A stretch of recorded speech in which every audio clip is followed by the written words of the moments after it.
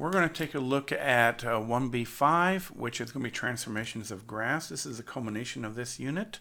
And we're going to take these functions, we're going to look at their parent functions, transform them, and come up with some coordinates so we can graph them. So let's get started. We got f of x is equal to 2x minus 10 squared plus 3. We recognize that as an even power function, parent function being x squared. So what we want to do is write this generic function, and we're going to factor out this 2. So out comes the 2. And we're going to have x minus 5, close the parentheses, and we're going to translate it up 3. So let's take a look at what's going on. We're shrinking this. This is the x impact, so it's going to be shrunk by a factor of 1/2. And there's nothing going on the vertical. There's no reflections going on, so that makes it nice and easy. We're shifting right 5, and we're going up 3. Gotta like it. So let's go ahead and write the impact for the x. It's going to be 1/2 x plus 5. And for the y, it's very easy, y plus 3. So I'm going to do my t-charts. I'm going to -2, -1, 0, 1, and 2. If I was doing a cubic or a cube root or something like that, I might do something slightly different, or square root. So I'm going to do 4, 1, 0, 1, 4, and I can go ahead and graph that. So my vertex is at 0, 0. I have 1, 1, 1, -1, 2, and 4, and -2 and 4.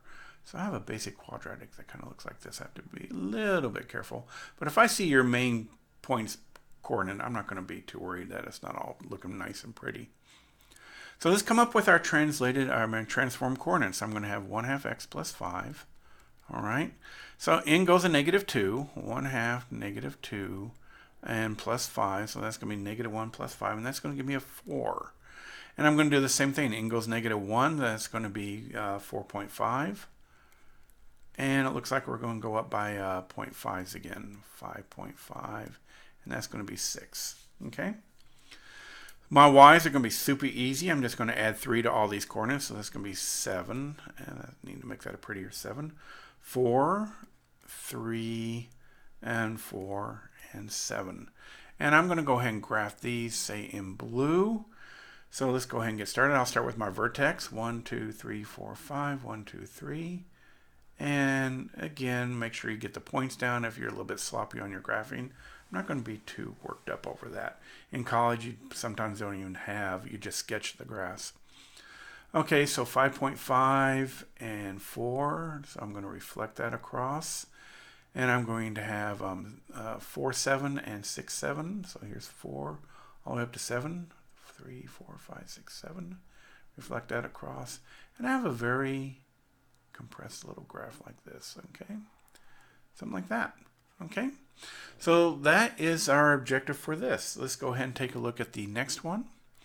So I have graphed the following. What we have is a absolute value parent function going on here. Y is equal to x, or f of x, actually h of x. So it's just going to be the parent function absolute value of x.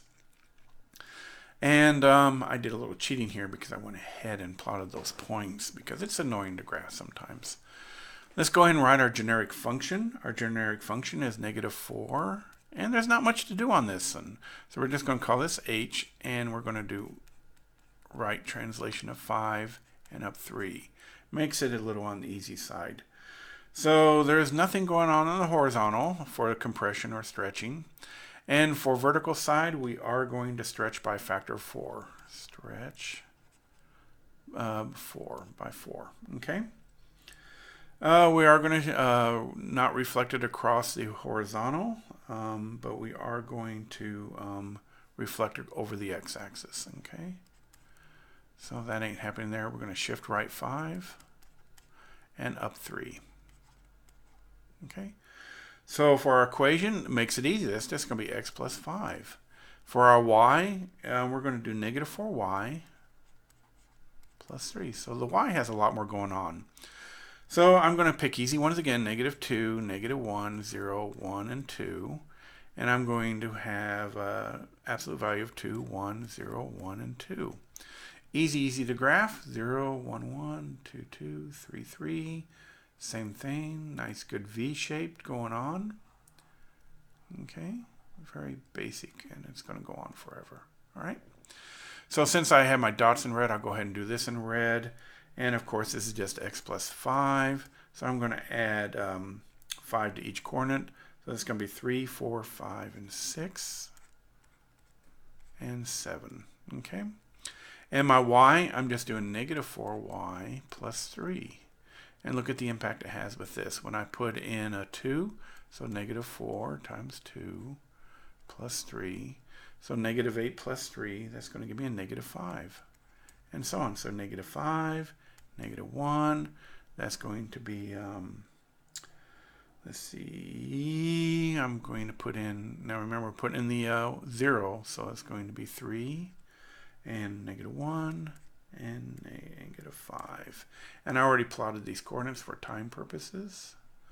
And you can see why I cannot graph with beams. All right. I don't know how I made it through college. Actually, I had to do more graphing in the Air Force than I did in college. Okay, so I will get this posted, and hope you all are having a good summer.